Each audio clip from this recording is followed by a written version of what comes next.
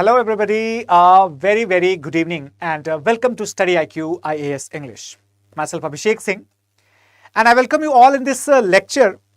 In fact, today we are going to discuss the last lecture of our art and culture series, in which we are going to talk about the very eminent and very interesting topic, that is the ancient martial arts of our country. I hope that most of you might not be that much well versed, might not be that much well aware about this tradition of India. However, let me tell you that our country has been one of the oldest civilizations to have not just exhibited but also exported the martial art traditions from India to the other parts of the world, especially the Southeast Asia. So whenever it comes to the martial art, most of us, we just can imagine the names like judo, karate, kung fu, taekwondo, something like that. But are you aware that our very own country has got tens of various types, various methods of martial arts, in which you can either use a weapon or you can fight barehanded without any weapon. Either you can use a lathi or you can use the sword and the shield. It depends upon which particular type of martial arts are you talking about.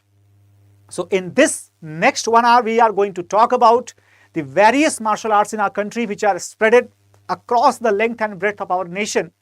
But before that, let me just tell you one thing, that in case if you want the content of this class or any of my previous classes, you can join this Telegram channel by scanning the QR code just behind me, or you can also join me at the rate UPSC with ASR.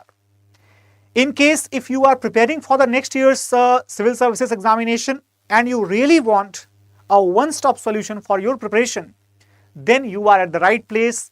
StudyIQ is offering the prelims to interview batch, that is a P2I batches. Today, 22nd of September, is that particular date from which we are starting these batches. Remember that these are the September evening batches, so they are going to start within next 2 hours, next 1 hour, right? So make it sure that do not delay it. If you have not joined it yet, make a quick joining right now and let us proceed further. So when we talk about the martial arts forms in India, let me tell a very important thing to all of you. The martial art forms particularly about which we are concerned, what is the meaning of martial arts? What is a martial basically? Martial word is actually indicator of the fighter, the warrior. Martial arts is basically that particular art of fighting, art of waging a war with or without weapon. And in this particular art, or in this particular performing art, I would say rather, a person can also handle one-to-one combat or one-to-many combat. So when you are basically engaged into the person-to-person combat, either with the help of the weapon or with the barehanded, for that you need a specific skill, a specific set of the movements, specific level of fitness. All that is included into the martial arts. So till now, if you were thinking that martial arts just consist of fighting skills, you are not absolutely correct, because martial art is that which includes the holistic growth and development of the skills of fighting as well as surviving and remaining fit to fight. That is all included in the martial art itself. So do Indians have the tradition of martial art? Of course, yes, we do have. In fact, many of the martial arts, they trace their traditions, their origins into the yogic postures. And similarly, many of our folk dances, even classical dances, they have imbibed the movements of the martial arts. Right, everyone? So we shall look on all these things in quite detail. So let's proceed further. But let me tell you that if our country, if it had such a rich tradition of martial art, then why did it disappear? Anybody in the comment section can tell me their opinion on this matter. What do you guys think that why would have it been disappeared? It is basically due to the British rule. When the British actually saw that Indians have got these fighting capabilities, right? Often we hear across that, we come across the hearings like India used to be the very non-violent country, or there were no such traditions of fighting, or we were not amongst the martial races. Guys, India has one of the most versatile and rich history of martial art traditions. Be it the Silambam, or be it Kalaripayattu, or be it Kuttu Varisai, or be it Mushtik Yuddha or Vajra Mushti, all these, they form the rich cultural heritage of Indian martial arts. So, what happened? So, basically, let me tell you, martial arts, as I told you, that these are basically the fighting skills, staying fit and able to survive during the fight. That is also the part of martial art. So, when the British, they witnessed the fighting skills among the tribals or among the rural people, they simply prohibited the martial arts. For example, Varanasi in Uttar Pradesh, it has got a very unique type of fighting martial art that is called as Mushti Yuddha, or simply as Mukki. Okay, Mukki. In that particular martial art, you would find that the people have such a strong fist, such a strong blow of the fist, that it can simply crack the joints of your skull. So that is actually very dangerous, and that is why the British authorities had banned this type of martial arts. Similarly, in the Manipur war, the Manipuri warriors were excellent martial artists who used their martial arts skills to simply lay down the British officers in the battlefield in the one-to-one combat. Again, the same result, those martial arts were banned. Be it Kalaripayattu or any other martial art, all these were not allowed to be practiced because the British, they did not want the expansion of these skills among the Indian fighters. Now, I hope that everybody got a clear idea. So let's now have a look upon each of the famous martial arts or important martial arts for the exam purpose as well as for the general awareness.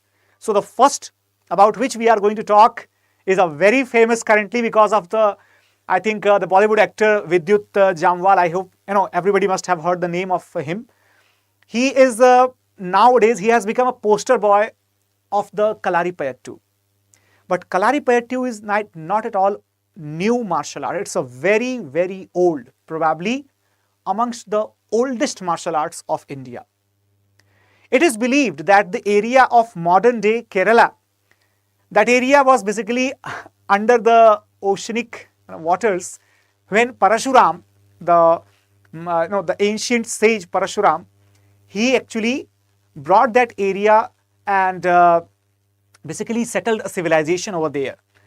Apart from the establishment of civilization, he also granted the education, or you can say the training of Kalaripayattu to the people over there so that they can defend themselves, as it was a new land comparatively. These are the stories. Reality is basically not very well known, but it is definitely sure that the Kalaripayattu is one of the most ancient martial art practices, not just in India, but in the entire world. What is Kalari? Kalari means the arena. Kalari means the arena or the area. We must have heard about Akhada in the North India. Yes. In Southern India, we have Kalari. And Payattu means what? Payattu means combat or fighting. Okay. Kalaripayattu, the fighting arena, the fighting ring. That's Kalaripayattu. When we talk about Kalaripayattu's movements or its elements, let me tell you one thing. It involves, quick feet movements, jumping, gripping, grappling, so many things. But there are a few basic elements. So here let me tell you, in this particular basic element of Kalaripayattu, Right, Urichil is a very, very important aspect. What is this Urichil? Urichil is actually the massage with the gingerly oil or the, sesame oil. After that, there is a Otta. Otta is basically the skill of fighting with the higher opponents, with the more potent opponents.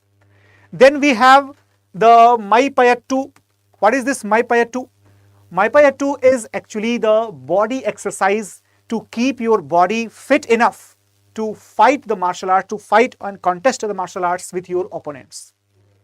Maipayattu, bodily exercises. Then we have the Pulyankam. What is this Pulyankam? Pulyankam is actually the sword fight when you have the weapon, sword and the shield, and then you start following the movements of Kalaripayattu, then it becomes the Pulyankam. Okay. And we have the Verumkai. What is Verumkai?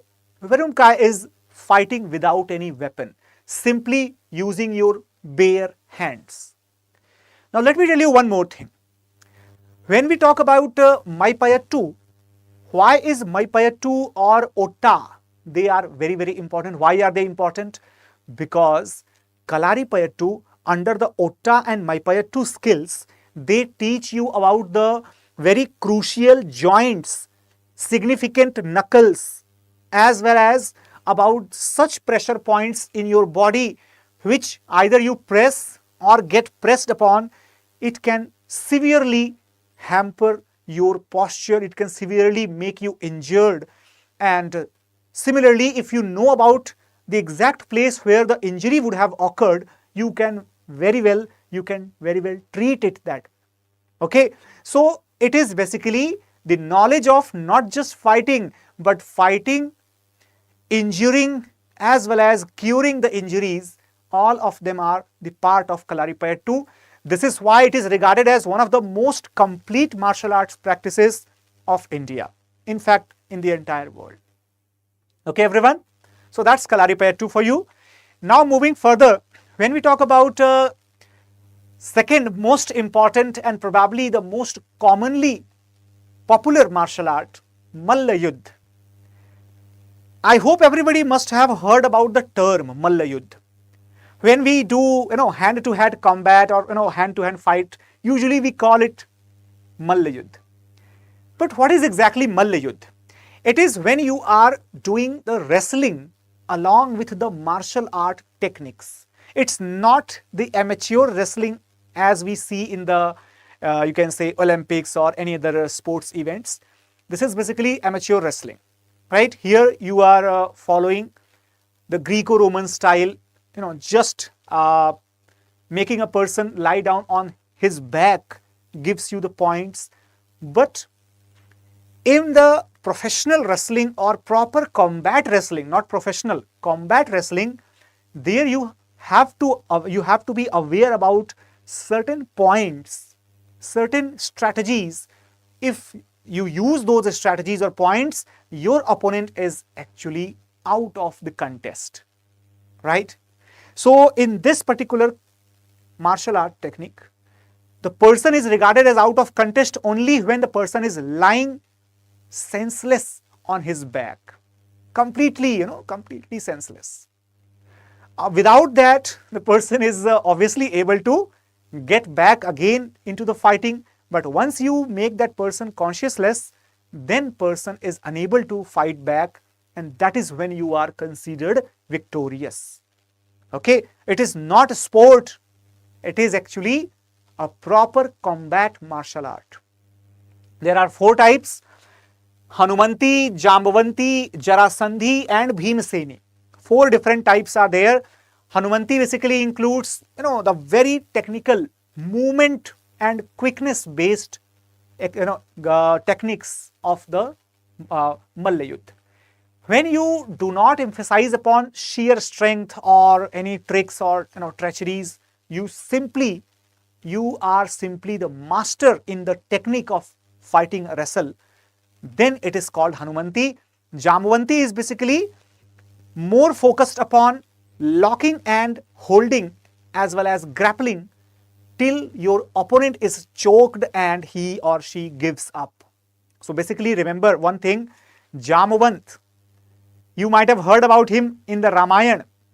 Jamavant, he was basically a reach and very, very strong. Despite the yuga difference, he is a person from Treta in the Ramayana, but he also appears in Dwapar as per Mahabharata, who fights a wrestling battle with Lord Krishna himself. Okay, so that is how his own version of fighting a wrestling battle became a very popular custom across our cultural journey. Then we have Jarasandhi. Once again, you all might have heard about Jarasandh from the Mahabharata era. Jarasandh is believed to be the king of Magad, who was supposedly the child who had been joined back by a Rakshasi named Jara.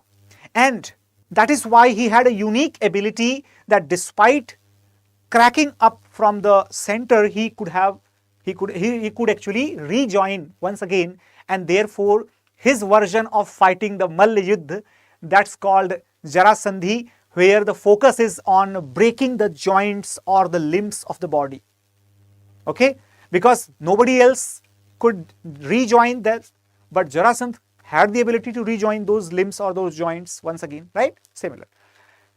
Bhimseni, it focuses more upon the physical strength, the sheer strength of your body, the capability of lifting somebody and just throwing him or her out of the ring, out of the wrestling ring. That's like. Guys, do not try to misunderstand. In fact, I would say that do not misunderstand that these things are related to the mythological stories. No, you have to get the essence of the each and every type. For example, Hanumanti is technical superiority, Jambavanti is locking and gripping, Jarasandhi is attacking and cracking your joints, breaking your joints or the limbs, and Bhimseni is pure body strength that you possess. Okay, you might have heard about this very famous scene where the Mallas or the wrestlers of Kans, they are shown fighting against Lord Krishna and Balaram in this picture. Then we have Silambam coming from Tamil Nadu.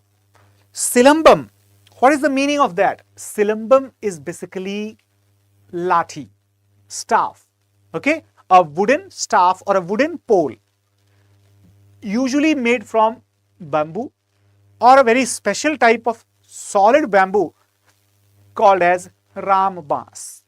Alright, so when we have this Silambam, remember that Silambam or lathi, these are actually, not just Silambam, but the lathi is actually used across the various martial art traditions in India. In fact, one of the martial arts itself, that is called as lathi. Okay, but the Tamil version of the lathi fight, that's called Silambam. Here, the more important thing is the foot movements, they play a very important role. In fact, if you will see that Silambam is fighting the war with lathi, fighting a battle with lathi, when you do not use any weapon, it becomes kuttu varisai. It becomes kuttu varisai. Okay, remember the name, kuttu varisai does not use any weapon. The techniques are same, but lathi is not used. Lathi is not used. Okay, so it is believed that even this martial art is related or connected to the mythological stories where Lord Shiva is believed to have taught this martial art to his son Murugan or Kartikeya or Skand, who is a very popular deity in southern India, particularly in Tamil Nadu. And that's why it is associated with his legacy that Murugan had mastered this particular skill, who later on taught this to the other people. Particularly, sage Agastya is also regarded as one of the initial preceptors of this martial art. Alright everyone, when we talk about Silambam, let me tell you that Silambam has been one of the most patronized, one of the most popular martial arts traditions in the ancient Tamil Nadu region, Cholas, Cheras, Pandyas, all of them in one or the other way, they had promoted it. In fact, the Sangam age literature called as a Silapadikaram, even that also has the stories related to Silambam based battles. So when you see the Silambam, it's something looks like that, where there is a long pole, long wooden pole, lathi, and there is a shield. There is a shield. And these two warriors, they are basically fighting or, practicing this martial art. After that, we have another very famous, very, very well-known martial art from the North Indian state of Punjab.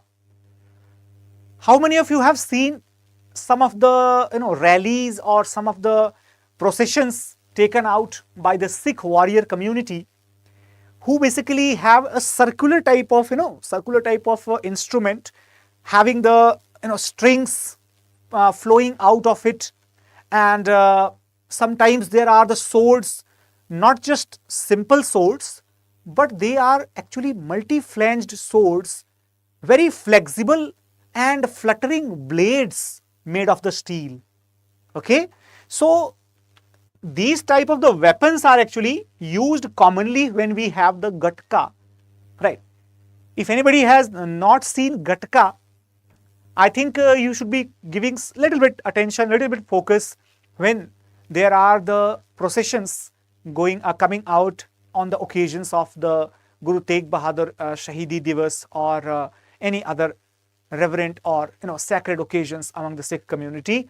You can easily find such type of practices, in fact, which are the important instruments. Have a look on this one. This is called as a tegh. Tegh means the sword.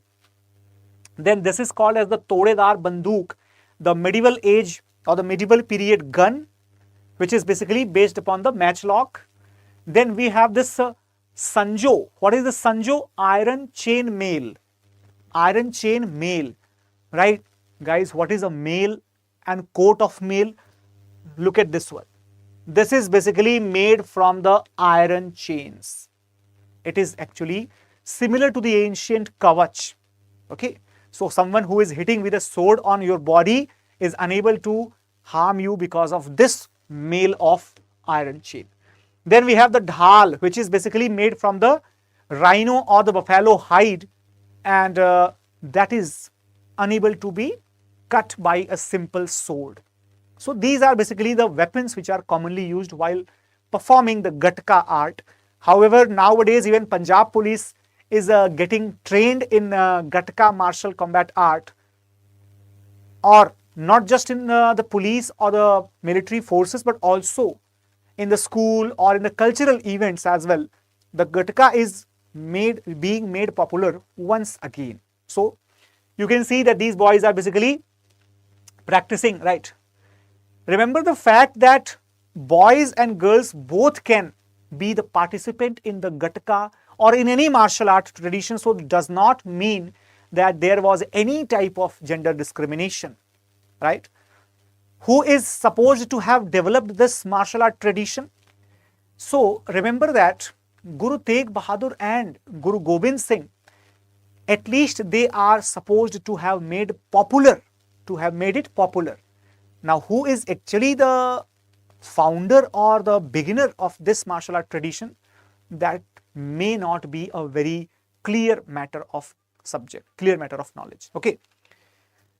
Talking about the Vajramushti or the powerful fist, that basically Mushti Yuddha or Vajramushti, this is a very popular and also an ancient martial art practice, quite extensively popular in the areas of Uttar Pradesh, Punjab, these areas, northern areas basically.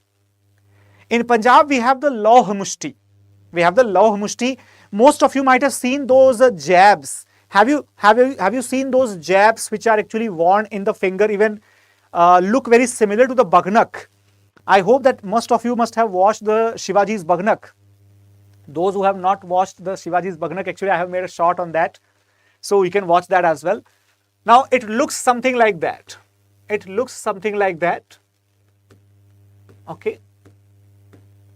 So when you just put your fingers inside those 4 rings and close your fist like that, then you get these sharp blades oozing outside to hit anybody.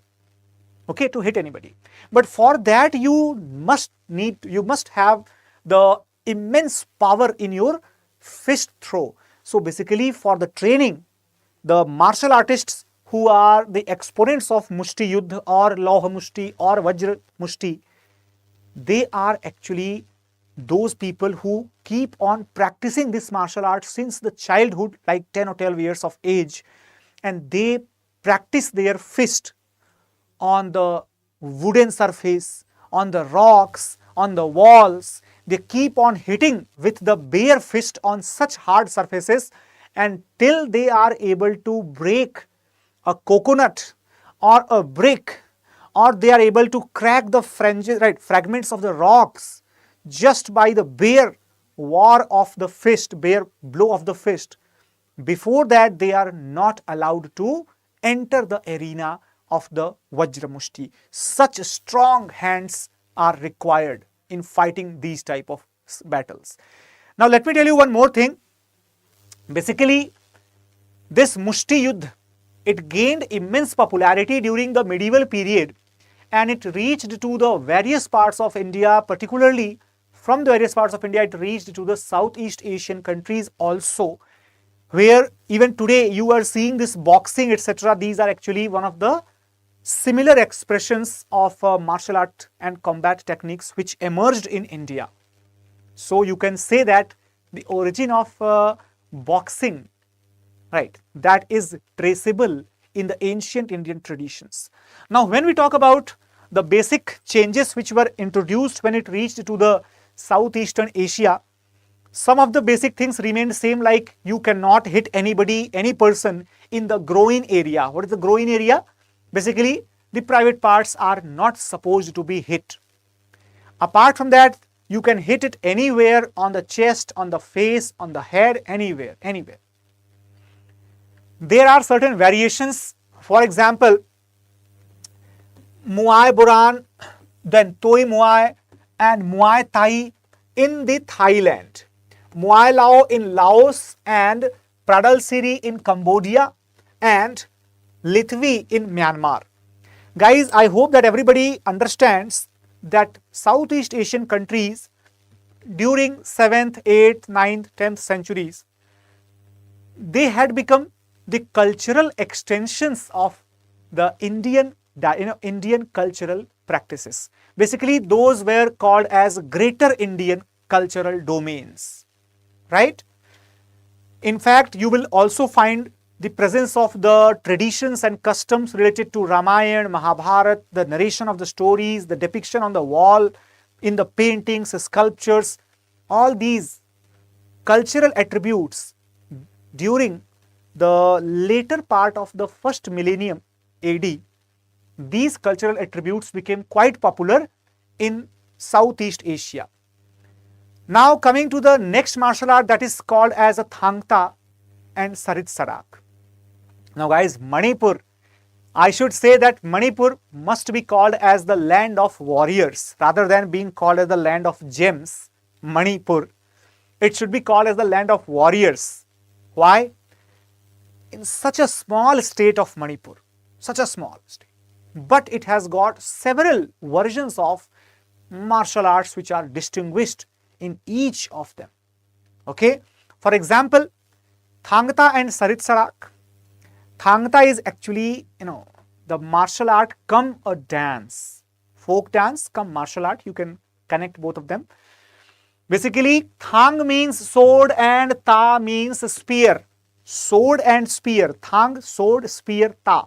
Sword and spear both are held in two hands, and then you start fighting in a combat with your enemy or your opponent. Then it's called as Thangta. That's called as Thangta. And what is Sarit Sarak? Sarit Sarak is when you don't have any type of weapon and then still you are fighting in hand-to-hand combat. Then it's called Sarit Sarak. Okay, everyone. So both of them are same only, but One is called thangta when we have the weapons like sword and spear. When we don't have anything, we call it as sarit sarak. I hope it's clear to everybody. Very simple. But it's actually also connected to the ritualistic practices. For example, when you start fighting in sarit sarak or thangta, you basically follow 3 steps. First is ritualistic step, where you are showing some sort of tantric movements in the first step.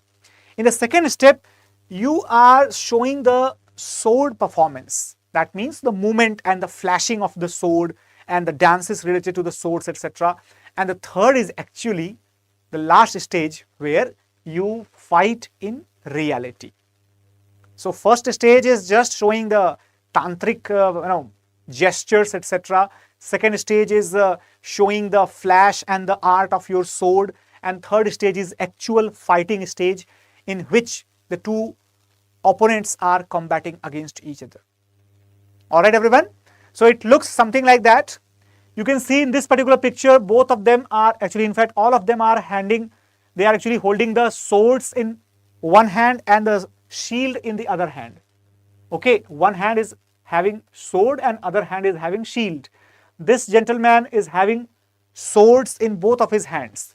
But ideally, the combat was fought when one had sword in one hand and the spear in the other hand. That is how it was fought.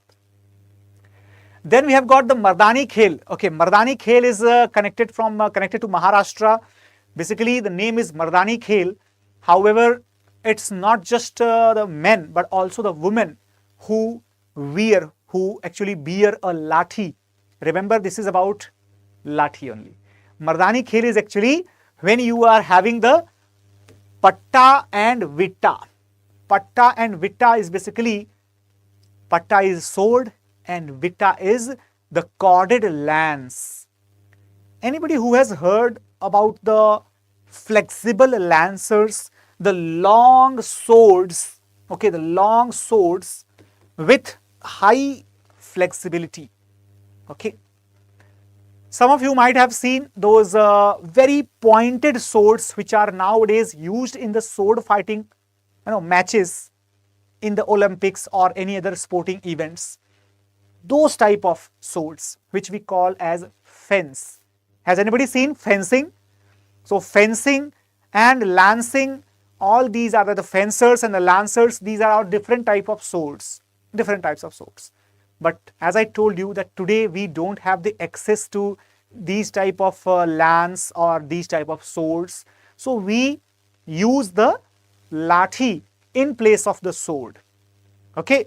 In one hand we wield lathi and the other hand we wield the shields. So lathi and shields are both wielded by the warriors and then they enter the combat. That is also related to the Mardani Khel. It's basically about the movements which are used here. So the beginning or the origin of this Mardani Khel is actually traced to the 1600s. It is said that Chhatrapati Shivaji Maharaj and his compatriots or his colleagues, those people might have developed this martial art tradition. However, there are not written evidences exactly that who was responsible for developing this martial art. But currently, it is highly popular in the areas of Maharashtra as well as also popular in the areas of nearby Karnataka and Goa regions. Alright everyone, it looks something like that. See, look at this one. Lathi and shield both are wielded by these warriors and she is teaching, she is the teacher. She is actually responsible behind popularizing this martial art tradition. And when we are talking about Mardani Khel, we must talk about the Lathi Khela also. Guys, Lathi Khela or Lathi Khel is actually very popular martial art tradition or martial art sports across the northern India. Popular in Punjab, popular in UP, popular in Bengal, Bihar, everywhere. You might have heard about Lazam, okay, Lazam or Lathi. Basically, it was actually the part of the training as well as the part of training curriculum during the NCC periods, when the people used to participate in NCC, even now also they participate. So basically the trainees in NCC, they were also taught how to wield a lathi. So this is actually the standard martial art which should have been taught or must have been learnt by most of the people for self-protection or self-defense. Then we have the Parikhanda in Bihar region. Anybody from Bihar in the class? Parikhanda. What is Parikhanda? Pari means shield. Okay, Khanda means sword. I hope that till now you all have got an idea that most of the martial arts in India, they are either wielding a lathi or wielding a sword or they are wielding spears, or the fourth type, bare-handed, no weapons at all. Only these type of martial arts are actually popular in the entire world, either bare-handed or weapon or the weapon hand. Okay. So Parikhanda is basically developed by the Rajputs. It is believed that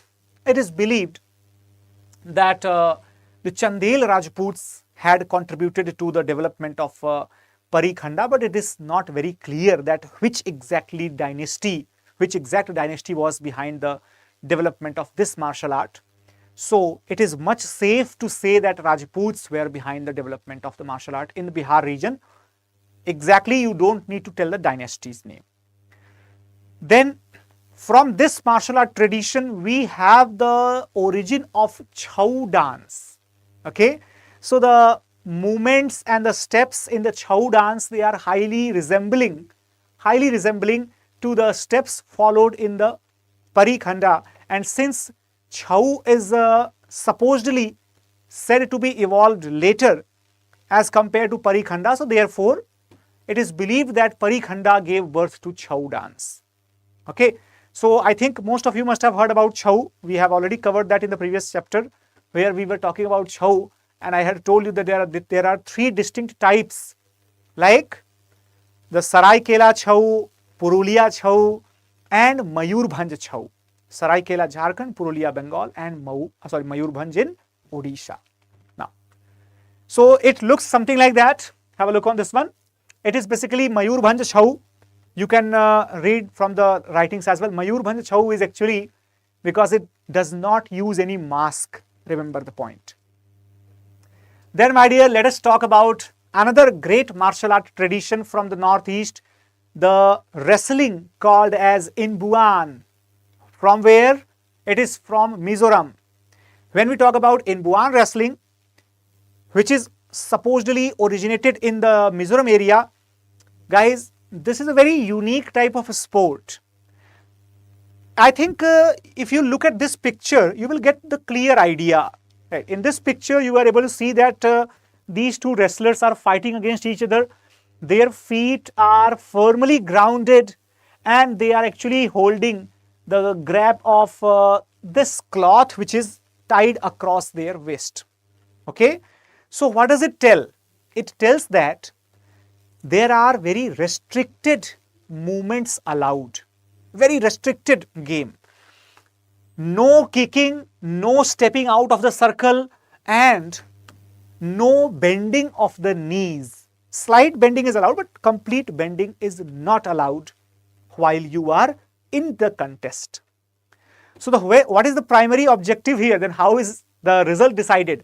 So result is basically, suppose if these two are fighting and even let us assume that one feet is above the ground. Despite that, the person is not considered defeated until and unless both of the feet, right, both of the feet of the person are in the air. They are in the air, not on the ground. So definitely that person is going to be fallen flat on the ground, and that is when the contest is said to have ended and the opponent is said to have won this battle. Okay, everyone. So eventually this was very popular in the Mizoram area, from where it also gained popularity in the other parts of the country as well. And When we talk about another great martial art from the southern India, guys, remember Silambam. Silambam was related to the lathi wielding martial art in Tamil Nadu. And what was the bare-handed version of that martial art called as? The bare-handed version of that martial art is called as Kuttu Varisai. Kuttu Varisai is basically, it is nothing but the Silambam, but without any weapon. Plain, empty-handed, bare-handed fightings. So again, they are using the same techniques of the grappling, striking, locking techniques are used. But let me tell you, no weapons. Repeatedly, I am telling you, no weapons. How are the questions asked from this particular topic? So guys, they can target, UPSC can target any specific martial art which might be in the news due to any specific reason. Otherwise, what is the most basic style of asking the question? That they will be giving 3 to 4 martial arts on one side and those states on the other side, and you have to find the correct match. Either this one, or they can give 3-4 martial arts with the name of certain states, and you have to find that how many pairs are correctly or incorrectly matched. This is how they give the questions from such factual topics. Okay, everybody. So this is a very important information about Kuttu Varisai, which is again applicable to Silambam also. That guys, Kuttu Varisai is actually famous for using the animal-based set of the movement of the feet, which might be replicating the movement of tiger, snake, elephant, eagle, monkey. Guys, there was a movie from Hollywood, I think most of you might have seen. I do not remember the name, but I remember the scenery, a scene from that movie where there were basically the two masters. One was good and one was evil. The disciple of that master was learning the gait of an eagle, something like that, or maybe a snake or something. So when the person was learning the art of the snake, the villain actually knew the art of the eagle. So that person was able to defeat. Okay, this movie probably stars Jackie Chan. I think he was the one who has the leading role in this movie. So actually, why am I telling you the story of these movies? Because you can clearly identify that they are following the things which are mentioned here, following the walking style like an eagle, like a monkey, like a snake, like a cat, these things. So the movement style or the effective attacking style like these animals, guys, these are features from the Kuttu Varisai, not from any so-called Southeast Asian martial arts, but from the martial arts from Tamil Nadu. Okay, Kuttu Varisai. Look at this picture. This picture is actually a mural painting which is obtained from the place in Tamil Nadu called the Sittanavasal caves, where you can simply see the different positions of the two opponents fighting against each other. If this is not visible on your screen clearly, then you can simply download or you can simply get the PPT once I will upload it on my Telegram channel, from where you can watch it and confirm it. Another martial art coming from Manipur, this is called as the Chibi Gadga. Chibi Gadga. This Chibi Gadga is actually wielding a sword and the shield, and then they fight in the martial art. Look at this one, sword and the shield. Okay. Then we have Thoda.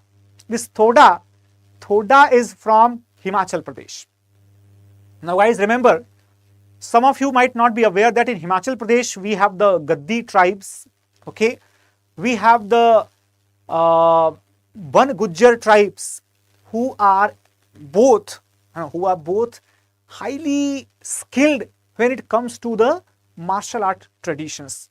Nowadays, it's not that much popular, of course, but in little bit earlier times, the Himachalis were very well versed, very powerful martial artists. In fact, some of the villages in Himachal Pradesh, they claim that they are the descendants of the Pandavas. Okay, so in fact, this also has got a similar story where the wooden bows and the arrows are used during a fair or any gathering or any ceremony. This event is organized where there is a dummy war which goes on. In that dummy war, there are the games of the combat, games of martial arts, which is called as thoda. Basically, there are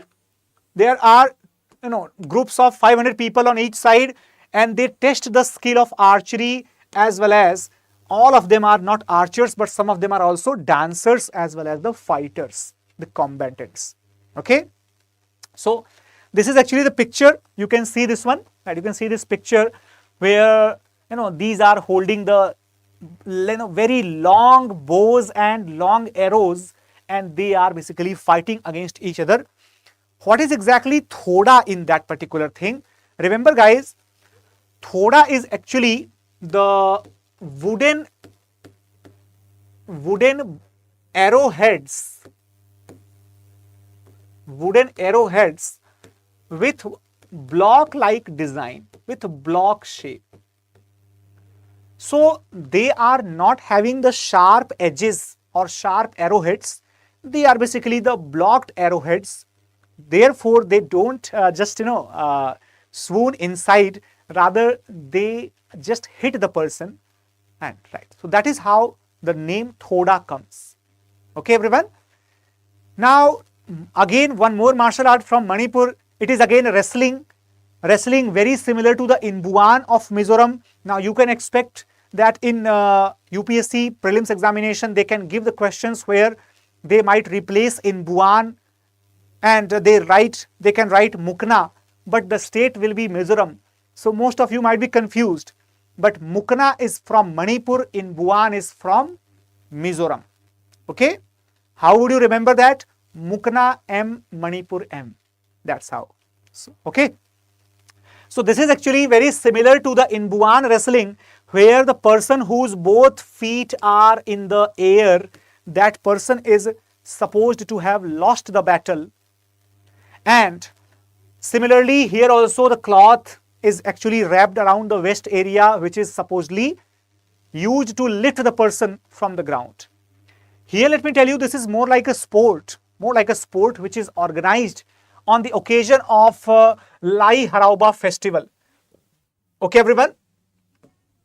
Lai Harauba festival, and on the same festival, let me also tell you, we also come across the several fairs as well as the cultural exchange, right, events also.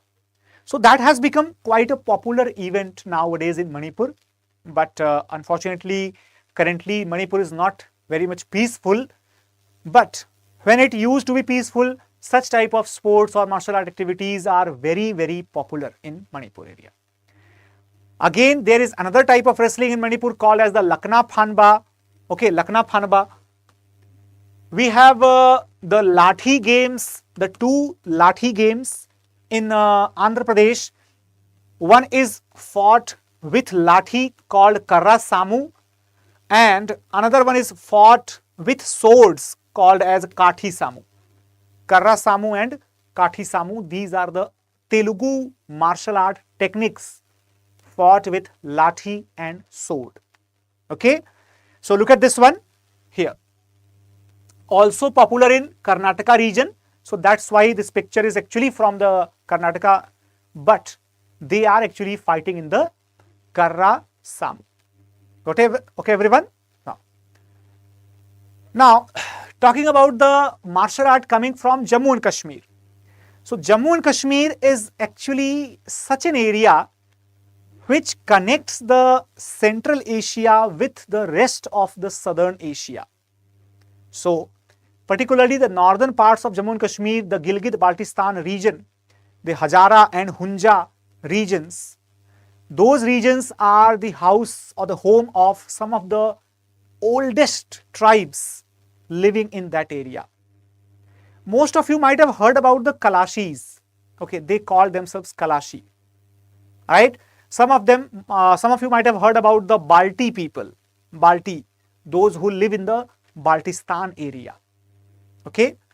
So guys, it is believed that originally this Khwe as a martial art might have emerged in the far-flung areas of Jammu and Kashmir region. However, this particular technique where originally the armed martial arts were practiced, this armed martial art used the single-edged sword with a shield. Sword and shield are the common things. But here let me tell you that it has become quite a sporting event rather than a fighting method. Now there are the events of the square organized in the sporting events, sporting organizations. In fact, India has become one of the leading players in the square, and not just that. In square, we have the different techniques where the single sword, double sword, free hand fights, all these are actually used. It is believed that the Nag community people who might be living even before the advent of Aryans in that area might have initiated this martial art technique. However, these are just stories, as there are no substantial and historical proofs for that. Okay, everyone? So this is how it looks, square.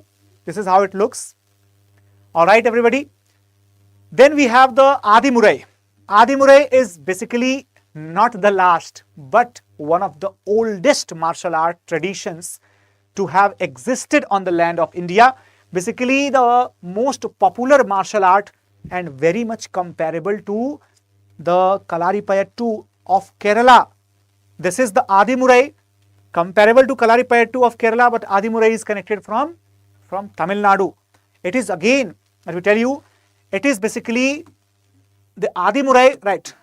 They are not using any weapons. They are using the hands, the legs, the fight with the hands and the legs barehanded without any weapons. However, some of them may or may not wear the lathi, right? But essentially, it is believed that Adi Murai might have originated in the area of Tamil Nadu, particularly in the southern areas of the Pandya region of Tamil Nadu, nearby Kanyakumari. Okay, everyone? So you can see that this is simply based upon holding and locking the joints and the pressure points of your body only by using minimal force but the maximum impact. Okay? So that is about Adi Murai. So guys, I hope that today's lecture must have been informative to all of you, and it has been informative for all of you. So make it sure that you do not hesitate in sharing and spreading this lecture to various people who you think should be aware about the martial arts of India. In case if you are a UPSC aspirant, then you must be thinking to start your preparation or to take a proper step in the direction of becoming a civil servant. Then guys, you are in the right place. We StudyIQ at the P2I batches, we are providing you with the comprehensive syllabus coverage along with the various add-ons like one-to-one mentorship is there, like prelims and mains practiced as well as the mock test series are there. Not only that, the success and prelims and success in mains special programs are also there, and most importantly, if you are able to clear the prelims examination, you will be called to the StudyIQ campus in Delhi NCR, where you will be provided the education plus stay, food, everything on the cost of StudyIQ without any extra payment. So that's a very, very important deal. I hope that you must be waiting for something like that. So guys, today we are starting the batches. Remember that today itself is the starting day of the batches of September. So do not delay it. Join it very quickly.